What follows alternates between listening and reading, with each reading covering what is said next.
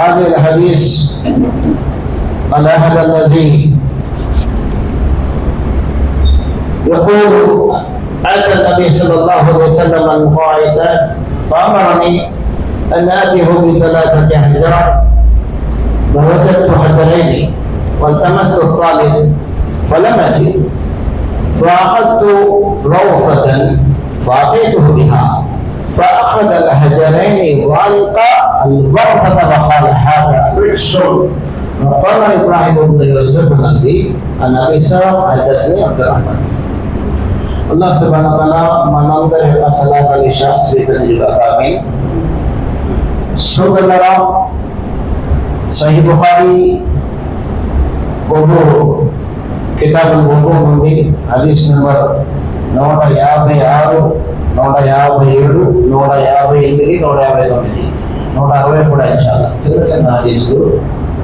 ఈ హదీసుల్లో ముఖ్యంగా విశ్వ ప్రవక్త ముహమ్మద్ సల్లల్లాహు అలైహి వసల్లం వారు ఒకమారు ప్రవక్త సల్లల్లాహు తహారత్కి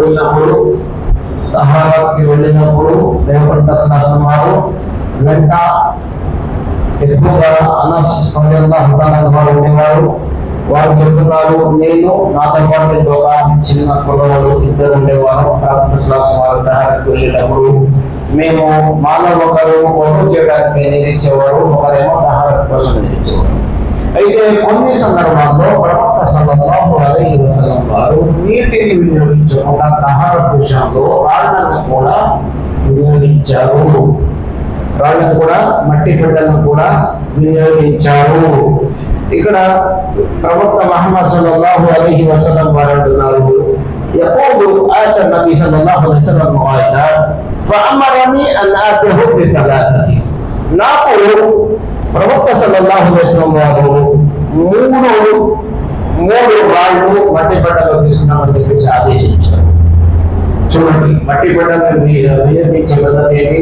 1 లేదా 3 లేదా 5 అంటే ఏం వస్తుంది ఇక్కడ? బేసి సంఖ్య. అల్లాహ్ సుబ్హానహు వ తఆలా బేసి సంఖ్యను ఇష్టపడతాడు. ప్రవక్త సల్లల్లాహు అలైహి చెప్పారు, బేసి సంఖ్య అల్లాహ్ ఇష్టం, చాలా ఇష్టం. దాఖలాతులు ఎక్కడ? దాఖ అంటేనే బేసి. దాఖలాత్ అంటారు కదా, దాఖ అంటే ఏంటి? బేసి. బేసి రాత్రులు అల్లాహ్ ఇష్టం. లైలతుల్ ఖద్ర్ కూడా బేసి రాత్రులు ఉంది. అయితే ప్రవక్త సల్లల్లాహు వారు ఇస్తింజా చేయడానికి ప్రవక్త సల్లల్లాహు వారు 3 రాళ్లను తీసుకుని చెప్పినప్పుడు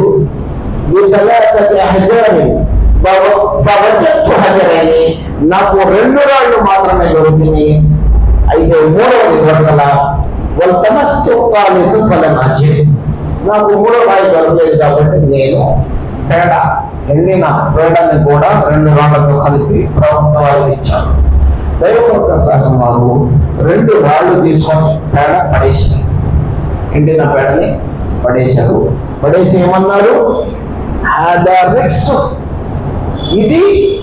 ఇది మలినం, ఇది అశుద్ధం, దాంతో శుద్ధి చేసేది ఎట్ట అన్నారు ప్రవక్త సల్లల్లాహు. అంతేకాదు దైవప్రవక్త సల్లల్లాహు అన్నారు, నీ సోదరుడు అన్నారు. జిన్నాతులు ఎవరు? జిన్నాతులు అంటే మనుషులు జిన్నాతుల కోసమేనండి. అల్లాహ్ సుబ్హానహు వ తఆలా ఈ భూమి పైన పరీక్షా స్థలం ఇది. మనుషులు జిన్నాతులకు, జన్నతులో కూడా మనుషులు జిన్నాతులు ఉంటారు. నీ సోదరుల కోసం అది ఆహారం, పేడ. ఆ పేడ ఎండినటువంటి పేడ ఏమంటారు? దాన్ని గాడిద యొక్క విసర్జనం, ఎండినది. అది ప్రవక్త సల్లల్లాహు వారు పడేసి ఇదే అశుద్ధమైంది, దీంతో శుద్ధి సాధ్యం కాదు. 2 రాళ్ళు మాత్రమే ప్రవక్త సల్లల్లాహు వారు తీసుకున్నారు. ఆ తర్వాత హదీస్ చూడండి, ఇక్కడ ఇబ్న్ అబ్బాస్ రలియల్లాహు వారు అంటున్నారు,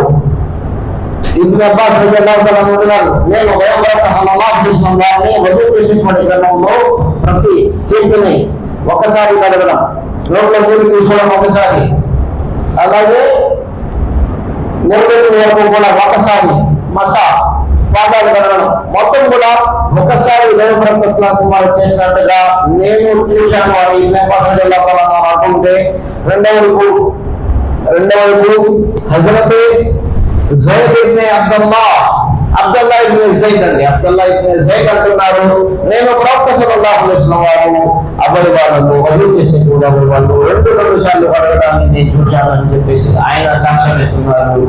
ఇమాం బుఖారీ రహ్మతుల్లాహి వారు చూడండి సీరియల్ గా తీసుకుని వచ్చారు. ఒకటి మొదట ఇబ్న్ అబ్బాస్ రలియల్లాహు తఆలా వారు చూసినటువంటి ప్రవక్త సల్లల్లాహు అలైహి వసల్లం చేసిన వజూ ఏదైతే ఉందో ఒక్కొక్కసారి కడగడాన్ని ఇబ్న్ అబ్బాస్ చూశారు, ఆయన ఉల్లేఖించారు. అలాగే అబ్దుల్లా ఇబ్న్ అబీ బకర్ వారితో అబ్దుల్లా ఇబ్న్ జైద్ ఉల్లేఖించారు, నేను ప్రవక్త సల్లల్లాహు అలైహి వారిని 2 సార్లు వజూలో అవయవాలు కడగడాన్ని చూశానని చెప్పేసి, అది కూడా ప్రవక్త వారి వజూనే. అయితే హజరత్ ఉస్మాన్ ఇబ్న్ అఫ్ఫాన్ రలియల్లాహు తఆలా అన్హు మాత్రం వారు నీరు తెప్పించి ప్రతి వధువులో చేసేటువంటి అవయవాలను మూడు సార్లు కడిగి మసా ఒక్కసారి మిగతాది ఏదైతే 1-2 భిన్నంగా 3 సార్లు చేసి, ఇది దైవప్రవక్త సల్లల్లాహు అలైహి వసల్లం వారు చేసిన వధువు నేను నా కళ్ళారా చూశానని చెప్పేసి హజరత్ ఉస్మాన్ ఇబ్న్ అఫ్ఫాన్ రలియల్లాహు తఆలా ఈ విధంగా 3 సహాబాలు దైవప్రవక్త సల్లల్లాహు వారి యొక్క వధువుని ఇక్కడ ఉల్లేఖిస్తున్నారు. 3 కూడా సరైనదే. ప్రవక్త సల్లల్లాహు వారు ఒక్కొక్క మారు కూడా వధువు చేశారు, ఒక్కోసారి కడిగి 2 సార్లు కడగడం కూడా ప్రవక్త వారి పద్ధతి, 3 సార్లు కడగడం కూడా ప్రవక్త వారి పద్ధతి. ఒకవేళ నీటి ఎద్దడి ఉన్నప్పుడు లేదు పర్వాలేదు మోస్తరుగా అనుకుంటే 2 సార్లు మధ్యస్థం. అల్హమ్దులిల్లా మనకైతే నీళ్లు అలాగే నీళ్ళు మనకి కొరత లేదు కాబట్టి 3 సార్లు.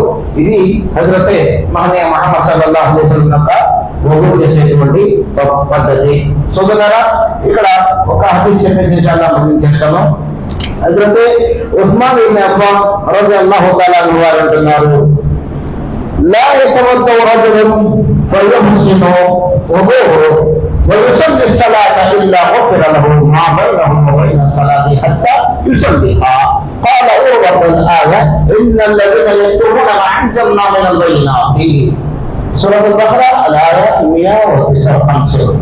సోదరులారా, హజరత్ ఉస్మాన్ ఇబ్న్ అఫ్ఫాన్ రలియల్లాహు తఆలా అన్హు అంటున్నారు, వధువు సరిగ్గా ఎలాగైతే దైవప్రవక్త సల్లల్లాహు అలైహి వసల్లం వధువు చేశారో అట్లా వధువు చేసి ఆ తర్వాత 2 రకాతుల నమాజ్ ఎవరైతే చేస్తారో వారికి ఏం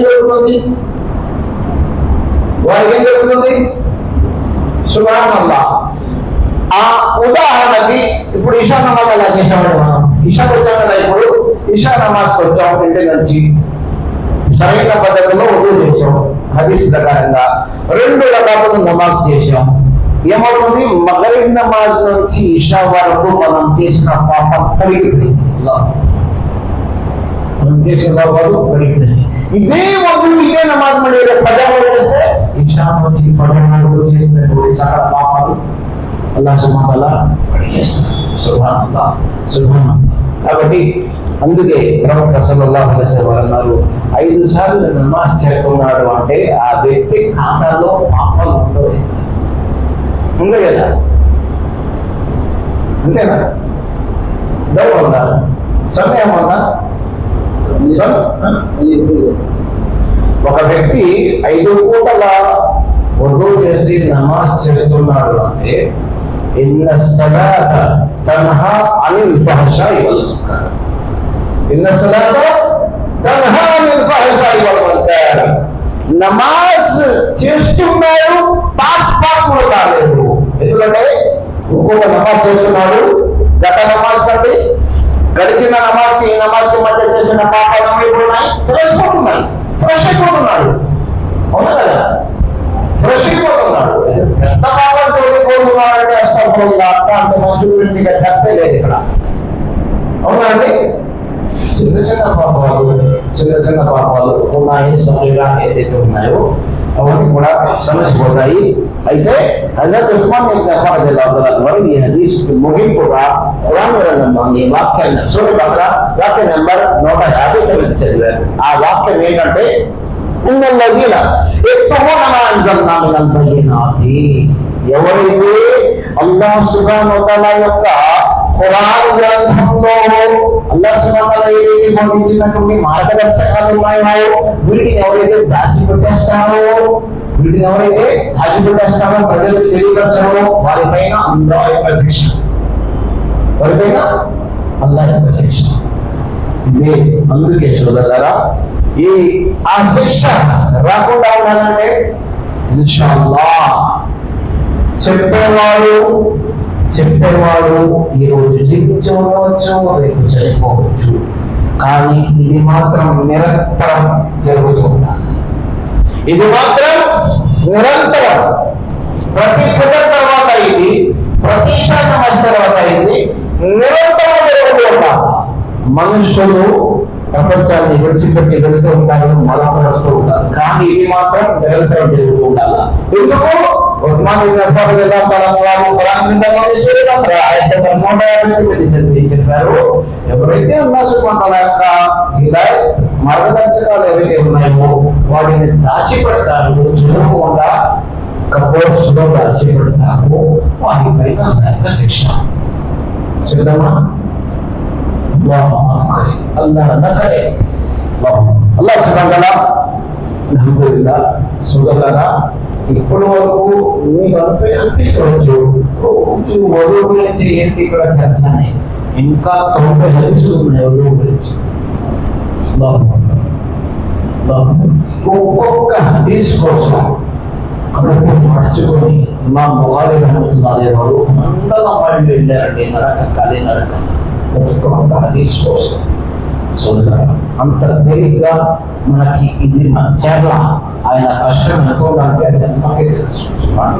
అల్లాహ్ సుబ్హానహు వ తఆలా మనందరికీ కూడా ఈ సహీహ్ బుఖారీ ఏదైతే జరుగుతుందో వధువు ఖచ్చితంగా దైవ ప్రవక్త సంప్రదాయం ప్రకారంగా వధువు చేసి వారి యొక్క పద్ధతి ప్రకారంగా నమాజ్ చేసి ఏ పరపకాల సంపదాన్ని పొందేటువంటి సౌభాగ్యం అల్లాహ్ సుబ్హానహు వ తఆలా మనందరికీ ప్రసాదించాక. సుబ్హానల్లాహి వబిహమ్దిహి సుబ్హానల్లాహి వబిహమ్దిహి.